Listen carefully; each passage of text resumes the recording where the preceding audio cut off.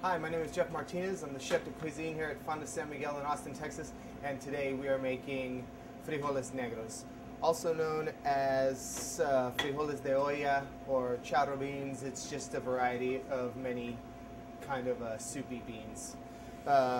Today we're using black beans, very common in Mexico and the Caribbean and stuff like that. Years ago we had to have them imported here to Fonda San Miguel from Mexico, but now they're quite common in just about any grocery store. So I'm going to go ahead and add those to the pot. I'm going to add 2 sprigs of my epazote. If you can't find epazote, you can use cilantro. The flavor will be a little bit different, and I'm going to add a half a white onion and 2 garlic cloves. I'm going to leave those all whole. I'm going to add 3 tablespoons of pork lard.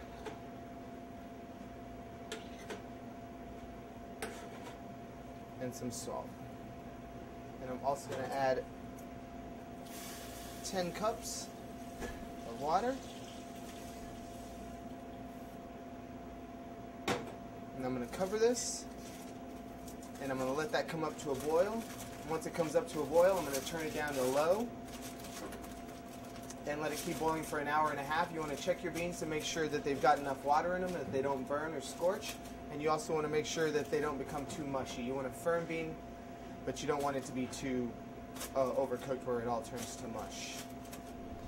Okay, it's been about an hour and a half. We're going to go ahead and take our lid off and check our beans.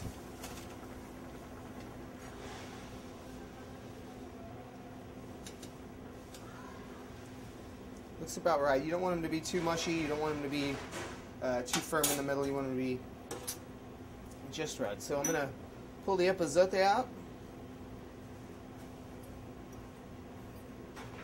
I'm going to pull out the big chunks of the onion. That's why I kept them pretty much in halves or in big pieces so you can get to them easily and pull them out. So, same thing with the garlic. So these are ready to go. I'm going to go ahead and put them right into the bowl.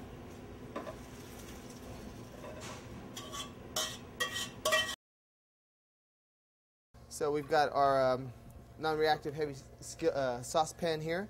I'm going to add about 6 tablespoons of pork lard. You can also use vegetable oil if you prefer. Just add that right in there. Let that melt down a little bit.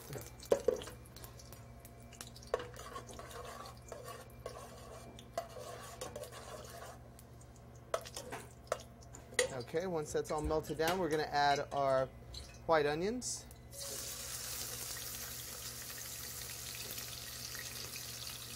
We're going to let those saute for just a minute until they become soft, translucent, and kind of flavor the oil a little bit.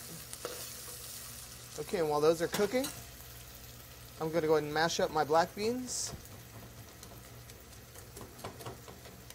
Just like so. You want kind of a paste. It's okay if you've got a few black beans still left whole. Okay.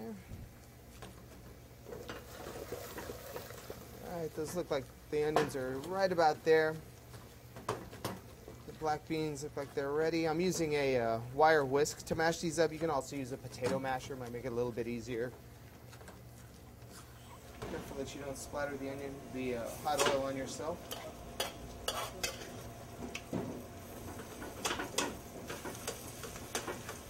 I'm just going to go ahead and mix that up a little bit. Incorporate the onions into the mashed black beans along with the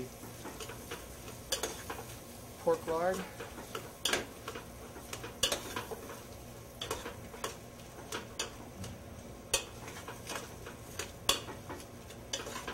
Like so. These are a little thick, so I've got about a cup of the reserved liquid from cooking the chowder beans. I'm going to go and mix that in, loosen them up a little bit.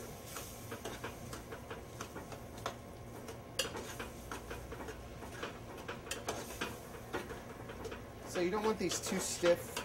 You don't want them too runny. You don't want them to be like a bean soup. Let's say you'd want it closer to maybe like a mashed potato or something like that consistency.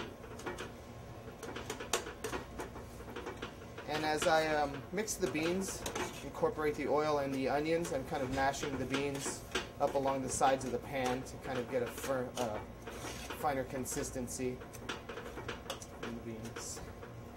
And that looks good. Put them right into the bowl.